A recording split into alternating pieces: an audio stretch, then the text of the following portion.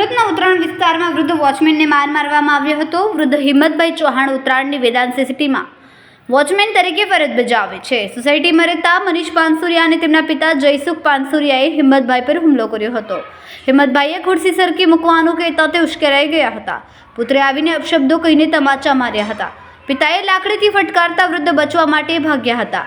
પીછો કરો પિતા પુત્રે ફરી લાકડી અને લાકડાના ફટકાથી ઢોરમાર માર્યો હતો। સમગ્ર ઘટના સીસીટીવીમાં કેદ થઈ હતી। ઉત્તરાયણ પોલીસે ફરિયાદના આધારે આરોપીને પકડી પાડ્યો।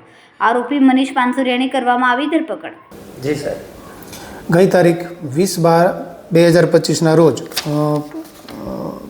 જે વોચમેન અને સોસાયટીમાં રહેતા જયસુખભાઈ પાનસુરિયા તેમજ તેમનો દીકરો મનીષભાઈ પાનસુરિયા ને ઝઘડો થયેલો વોચમેન સાથે, જેમાં ખુરશી મૂકવા બાબતે વોચમેને એમના પિતાને કહેલું કે ખુરશી વ્યવસ્થિત મૂકો, જેનું બંને વચ્ચે જે બાબતે ઝઘડો થતાં આરોપી અને વોચમેનો વચ્ચે ઝઘડો થયેલો, જેમાં લાફાલાફી થયેલા બંને વચ્ચે। આજરોજ આરોપી મનીષભાઈ પાનસુરિયાને હોયની એ બાબતે ધરપકડ કરેલ છે અને આરોપી નંબર 2 જયસુખભાઈ પાનસુરિયા એમના જે પિતા છે એ પણ વયોવૃદ્ધ છે, એમને નોટિસ આપવામાં આવેલ છે।